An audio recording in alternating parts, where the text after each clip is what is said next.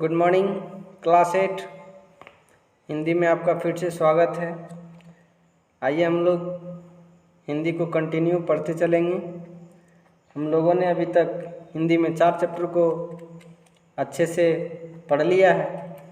आज हम लोग 5वां चैप्टर पढ़ेंगे जो कि है इतने ऊंचे उठो। ये एक कविता है। क्या है? ये कविता है और उसको आज हम लोग अच्छा से पढ़ेंगे। आइए हम थोड़ा इस कविता के रचयिता को जानते हैं कि कौन है इनके लेखक। तो इस कविता के रचयिता जो रचने वाला है वह है द्वारिका प्रसाद माहेश्वरी। क्या नाम है उसका? द्वारिका प्रसाद माहेश्वरी। ये इनके बारे में बताया जाता है कि ये प्रतिष्ठित गीतकार भी हैं। क्या है? ये प्रतिष्ठित गीतकार भी हैं। इस कविता में कवि ने प्राचीन स्वस्थ परंपराओं के प्रति आस्था प्रकट किया। अपनी आस्था को, जो हमारी प्राचीन परंपरा था, उसके प्रति इन्होंने अपनी आस्था को प्रकट किया। साथ ही जीर्ण शीर्ण रूढ़ियों को तोड़कर नवीन और प्रगतिशील विचारों को ग्रहण करने का आह्वान किया है। जीर्ण शीर्ण का मतलब टूटा फूटा, जो रूढ़ी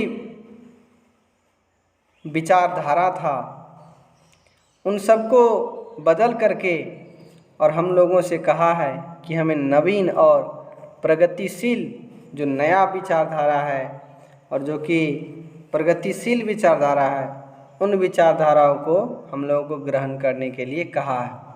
कवि ने हमें अपने जीवन को उन्नत बनाने को भी कहा है। और कवि कहते हैं कि हम अपने जीवन को और भी उन्नत बनाएं, अपने जीवन को आगे बढ़ाएं,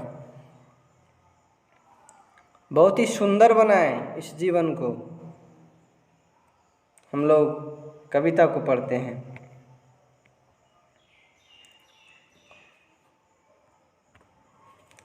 बोलते हैं इतने ऊंचे उठो। हम लोगों को ऊंचा उठने के लिए कवि कहते हैं। कितना ऊंचा? तो जितना उठा गगन है। हम लोग सबसे ज़्यादा ऊंचा उठे, ऐसा हम लोगों से लेखक कहते हैं कि गगन हमारा कितना ऊंचा है। सबसे ज़्यादा ऊंचा में मेरा गगन है। हम लोगों से कवि कहना चाहते हैं कि हम लोग भी अपने जीवन में उतना ऊंचा उठे। और बोलते हैं देखो इस सारी दुनिया को एक दृष्टि से। क्या कहते हैं? तुम इस दुनिया को देखो एक दृष्टि से। कहने का मतलब एक ही आंख से नहीं देखना है। दृष्टि का मतलब नज़ारा या देखने से अर्थ होता है। आँखों से देखने की बात नहीं कही है। यहाँ पे बोला है कि पूरी दुनिया को एक दृष्टि से एक जैसा देखो। पूरी दुनिया को, किसी को छोटा बड़ा अमीर गरीब ये सभी बातों से नहीं, बल्कि सभी बातों में एक दृष्टि से किसी को भी देखते हो एक ही दृष्टि से देखिए। सिंचित करो धरा समता की भाव से। धरा का मतलब ये धरती होता है। इस पूरे धरती को तुम सींच दो। कैसे? समता की भाव से, समानता की भाव से, विचार से। सबको एक समान देखो। जाति भेद, धर्म वेश, काले गोरे रंग दो इसकी जलते ज्वालाओं के जग में। इस जग में जल रहे हैं। किस किस बातों से जल रहे हैं ये जग? तो जाति के भेद से जल रहे हैं। धर्म में जो वेशभूषा है, कपड़े पहनने की जो संस्कृति है, काले गोरे लोगों के बीच जो विभेद है, दोष की भावनाओं से ये पूरा जग जल रहे हैं। इस जग में आपको क्या करना है? इस जग को एक ही दृष्टि से देखना है, एक नज़रिए से देखना है और इस पूरी धरती को सींचना है आपको। कैसे? समता की भाव से। ये सब चीज़ त्यागना है। जाति भेद, धर्म वेश, काले गोरे रंग, ये सब द्वेष, इन सब चीज़ों को आपको त्यागने के लिए लेखक कहते हैं। और हमें समता के भाव से पूरे जग को सींचने के लिए कहते हैं। इतने शीतल बहो, इसे पवन बहते हैं कि जितना मलय पवन है, आप पर्वतों के पास में जब जाइएगा तो क्या ही सुहावन हवा बहता है। वैसे ही हम लोगों को भी जीवन में बहने के लिए बोलते हैं नए हाथ से। आप लोग नए नए रूप है, अभी छोटे छोटे बच्चे हैं, आपके हाथ नए हैं, बोलते हैं नए हाथ से वर्तमान का रूप संवारो। जो वर्तमान में हम लोग जी रहे हैं इसका रूप को हमको संवारने के लिए बोलता है, सजाने के लिए बोलता है नई तुलिका से चित्रों के रंग उभारो। तुलिका का मतलब ब्रश, जिस ब्रश से हम लोग पेंटिंग करते हैं। बोलते हैं वैसे ही तुम भी अपनी तुलिका के से चित्रों के रंग उभारो, नए नए रंग उभारो, नए राग को नूतन स्वर दो, नए राग को और भी अच्छा स्वर दो, भाषा को नूतन अक्षर दो, भाषा को तुम नया अक्षर दो।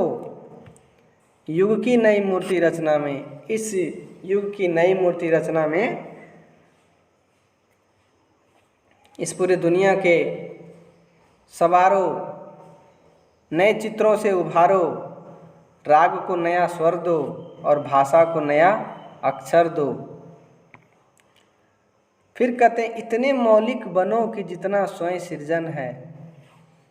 हम लोगों को मौलिक बनने के लिए बोलते हैं। कैसा मौलिक? तो जिस तरह की स्वयं सृजन बहुत ही मौलिक हैं। लो अतीत से उतना ही जितना पोषक है। हमें इतिहास से उतना ही लेना है जितना हमारे लिए पोषक है, जरूरी है। जीर्ण शीर्ण का मोह मृत्यु का ही द्योतक है। जो टूटा फूटा है ये मोह, ये सब मोह माया, ये सब क्या है? ये मृत्यु का ही पहचान है। तोड़ो बंधन रुके न चिंतन, बोलते हैं इस बंधन को तोड़ो जो माया मोह का विचार है, ये सब तोड़ो और रुके न चिंतन, और चिंतन आपका रुके नहीं, और गति जीवन का सत्य चिरंतन। और इस गति जीवन का सत्य चिरंतन, ये जीवन सदा बनी रहे। चिरंतन का मतलब शाश्वत, सदा रहने वाला जीवन। धरा के शाश्वत प्रवाह में ये जो धरा है ये भी शाश्वत है, अमर है, ये सदियों से है और आगे भी रहेगा। यहाँ से हम लोगों को बंधन तोड़ना है और हम लोग को चिंतन को रोकना नहीं है। आगे बोलते हैं कि इतने गतिमय बनो, क्या करो? इतने गतिमय बनो, तुम इतने ज़्यादा अपने जीवन में आगे बढ़ो, गति से चलो कि जितना परिवर्तन आप देखेंगे दुनिया किस तरह से परिवर्तन हो जाता है, समय परिवर्तन हो जाता है, तो उसी तरह से आप भी अपने आप को परिवर्तन करो। चाह रहे हम इस धरती को स्वर्ग बनाना। हम लोग क्या चाहते हैं कि ये धरती क्या बने? स्वर्ग बने। अगर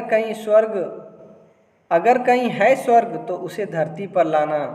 हम लोग बात करते हैं कि स्वर्ग होता है, नरक होता है, तो जो भी है, लेकिन अगर स्वर्ग कहीं पे है तो उस स्वर्ग को हम लोगों को क्या करना है? इस धरती पे लाना। इस धरती को इतना सजाना है, इतना अच्छा बनाना है कि ये धरती पूरा स्वर्ग जैसा लगे।